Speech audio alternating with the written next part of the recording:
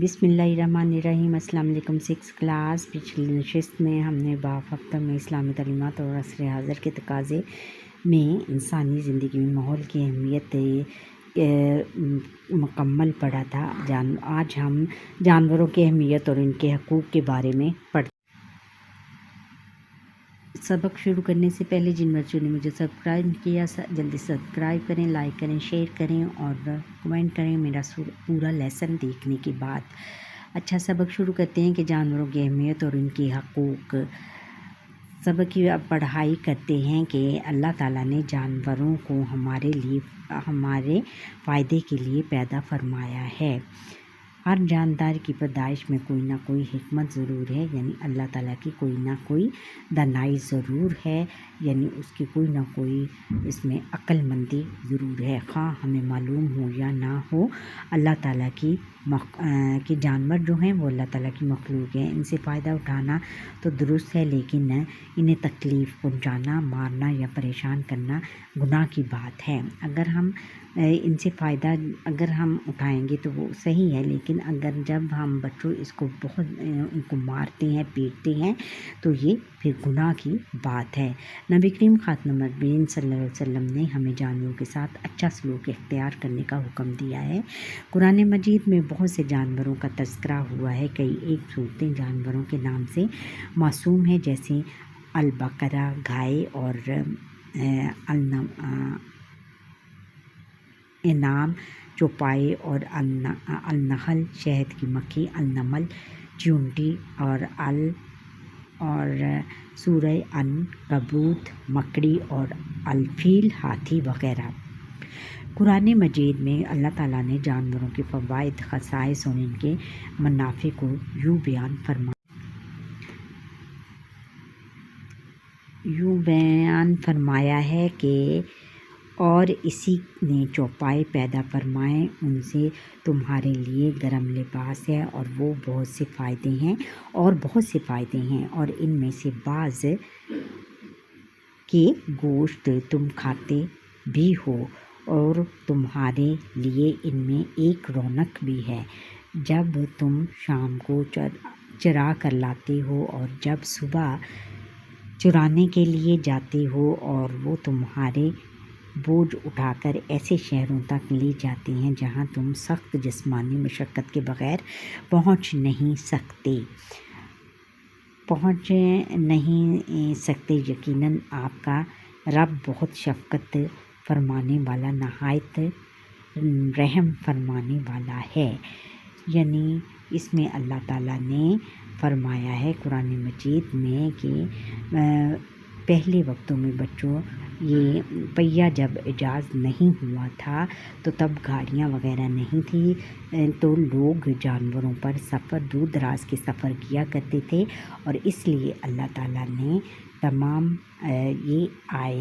اس آیت میں فرمایا، اور جب صبح چرانے کے لیے لے جاتے اور وہ تمہارے بوجھ اٹھا کر ایسے شہروں تک لے جاتے ہیں جہاں تم سخت جسمانی مشقت کے بغیر پہنچ نہیں سکتے۔ یقیناً آپ کا رب بہت شفقت فرمانے والا اور نہایت رحم فرمانے والا ہے۔ یعنی اگر جانور نہ ہوتے، وہ بوجھ نہ اٹھا سکتے، تو آپ پیدل چل کر جاتے بچوں، تو پھر پیدل چل کر جاتے وہ جو پچھلے وقتوں کے لوگ تھے، تو پھر اتنی مشقت وہ نہیں کر سکتے تھے کہ اتنا بوجھ اٹھاتے اور دور دراز کے علاقوں تک پیدل جاتے۔ اس لیے اللہ تعالیٰ نے یہ اس آیت میں اس نقطے کو بیان فرمایا۔ پھر آگے ہے کہ ایک مرتبہ حضور اکرم خاتم النبیین صلی اللہ علیہ وسلم نے سفر کے دوران ایک جگہ قیام فرمایا۔ وہاں ایک درخت پر پرندے کا گھونسلہ تھا۔ کسی نے پرندے کے بچے گھونسلے سے نکال لیے۔ جب ان کی ماں آئی تو بچوں کو گم شدہ پا کر بے قرار ہو گئی اور پھڑپھڑانے لگی یعنی اپنے پر مارنے لگی۔ بہت پریشان ہوئی ان کو گم شدہ دیکھ کر۔ حضور اکرم خاتم النبیین صلی اللہ علیہ وسلم نے اس کی بے چینی دیکھی تو فرمایا، کس نے اس کے بچے پکڑ کر اسے پریشان کیا ہے؟ پھر آپ خاتم النبیین صلی اللہ علیہ وسلم نے فرمایا، اس کے بچے واپس رکھ کر آؤ۔ اپنے بچوں کو دیکھ کر اس کی جان میں جان آئی اور وہ خوش ہو گئی۔ یعنی یہ دیکھو، ایک جانور بھی اپنے بچوں ایک پرندہ یا جانور بھی اپنے بچوں کے ساتھ بہت زیادہ پیار کرتا ہے۔ اگر اس کے بچوں کو ہم نقصان پہنچائیں گے تو بچوں بہت سخت گناہ ہے اس کا۔ ایک مرتبہ کچھ لوگوں نے چونٹیوں کے بل میں آگ لگا دی، جس کی وجہ سے ان کا بل جل کر راکھ ہو گیا۔ آپ خاتم النبیین صلی اللہ علیہ وسلم نے ایسا کرنے والوں کو ڈانٹا اور فرمایا، کسی جاندار کو آگ میں جلانے کا تمہیں کوئی حق نہیں ہے۔ یعنی حضور نبی اکرم خاتم النبیین صلی اللہ علیہ وسلم نے کسی بھی جانور کو جلانے سے منع فرمایا، سخت منع فرمایا ہے۔ ایک مرتبہ نبی اکرم خاتم النبیین صلی اللہ علیہ وسلم نے ایک آدمی کا واقعہ سنایا کہ ایک شخص نے پیاسے کتے کو کنویں سے پانی نکال کر پلایا، جب کہ وہاں رسی اور ڈول بھی نہیں تھا۔ اس آدمی کا یہ عمل اللہ تعالیٰ کو اتنا پسند آیا کہ اللہ تعالیٰ نے اس کو بخش دیا اور اسے جنت میں داخل کرنے کا فیصلہ فرما دیا۔ یہ واقعہ سن کر ایک صحابی رضی اللہ تعالیٰ عنہ نے پوچھا، اے اللہ کے رسول، کیا جانوروں کے ساتھ اچھا سلوک کرنے کا بھی اچھا سلوک کرنے کا بھی اجر ملتا ہے؟ نبی کریم خاتم النبیین صلی اللہ علیہ وسلم نے فرمایا، ہاں، ہر جاندار کے ساتھ اچھا سلوک کرنے پر اللہ تعالیٰ اجر عطا فرماتے ہیں۔ یعنی ہم اگر بچوں کسی بھی جانور کے ساتھ اچھا سلوک کریں گے، اس کو پانی پلائیں گے یا اس کے لیے چھاؤں فراہم کریں گے یا کوئی اس کو چارہ کھلائیں گے یا اس کو دودھ پلائیں گے، تو یہ بہت زیادہ اچھا عمل ہے اور اللہ تعالیٰ اس کو بہت زیادہ پسند فرماتے ہیں۔ پھر آگے کہ حضرت ابن عمر رضی اللہ تعالیٰ عنہ کا گزر چند نوجوانوں کے پاس سے ہوا جو کسی پرندے یا مرغی کو باندھ کر اس پر نشانہ لگا رہے تھے۔ حضرت ابن عمر رضی اللہ تعالیٰ عنہ نے ان کو دیکھا تو وہ وہاں سے بھاگ گئے۔ حضرت ابن عمر رضی اللہ تعالیٰ عنہ نے فرمایا کہ نبی کریم خاتم النبیین صلی اللہ علیہ وسلم نے اس شخص پر لعنت فرمائی ہے جو کسی جاندار یا چیز کو باندھ کر اس پر نشانہ لگائے۔ یعنی دیکھو بچوں، اگر ہم کسی بھی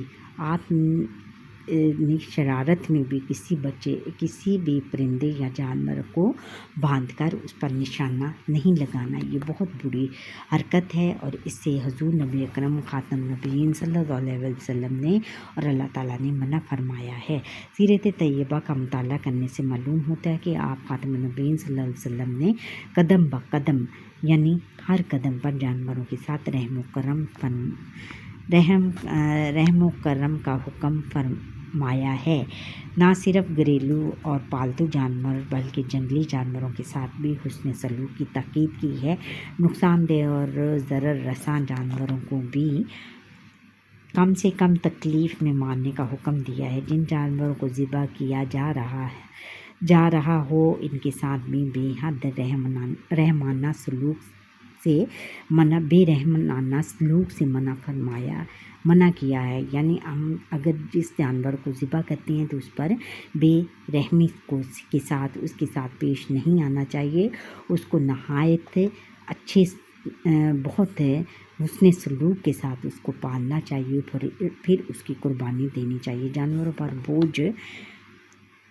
بوجھ لادنے اور سفر کے دوران میں ان کے چارہ پانی کی تاکید کی ہے اور زیادہ بوجھ لادنے اور زیادہ افراد کے سوار ہونے سے بھی منع کیا ہے۔ یہ دیکھو بچوں، جانوروں سے اللہ تعالیٰ نے کتنا رحم دلی سے پیش آنے کا حکم دیا ہے کہ ان پر ہم زیادہ سے زیادہ بوجھ بھی نہ ڈالیں، اور اگر کوئی جانور کسی بھی سواری میں جوتا جاتا ہے، جیسے ٹانگا یا کسی بھی گدھا گاڑی پر جوتا جاتا ہے، تو اس پر زیادہ سواریاں نہ بٹھائیں تاکہ اس جانور کو کسی قسم کی تکلیف پہنچے۔ ہمیں چاہیے کہ ہم بھی جانوروں کا خیال رکھیں اور انہیں تکلیف نہ پہنچائیں، نہ انہیں بلا وجہ مارے اور نہ انہیں چھیڑیں۔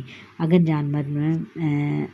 گھر میں پالتو جانور ہیں تو ان کے کھانے پینے کا خیال رکھیں، انہیں ان کی موسموں کے اثرات سے بچانے کی کوشش کریں۔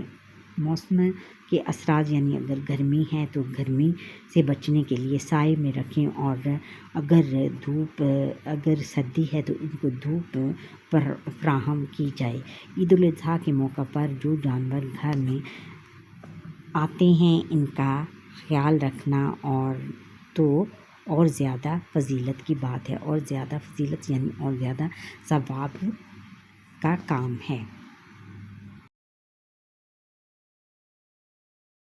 آگے بچوں ہم نے مشق کرنی ہے۔ مشق میں پہلا سوال ہے کہ درست جواب کا انتخاب کریں۔ درست جواب میں پہلا الف ہے کہ گھونسلے میں سے نکالے گئے بچوں کو رکھا گیا پنجرے میں، زمین میں اور جھاڑی میں، گھونسلے میں۔ کہاں رکھا گیا تھا؟ گھونسلے میں۔ اس کے گرد ہم نے دائرہ لگانا ہے۔ اور قرآن مجید کی سب سے طویل سورت سورہ بقرہ میں تذکرہ ہے گائے کا، ہاتھی کا اور چونٹی کا، اور کیا ہے ہدہد کا۔ کس کا ہے؟ گائے کا ذکر ہے اس میں۔ سورہ بقرہ، بقرہ کا مطلب ہے گائے۔ کتے کو پانی پلانے والے آدمی کے ساتھ اللہ تعالیٰ نے معاملہ فرمایا، اسے پانی پلایا، اس کو بخش دیا، اسے سزا دی، اسے دولت سے نوازا، اسے بخش دیا۔ کیا کیا؟ اس کو بخش دیا۔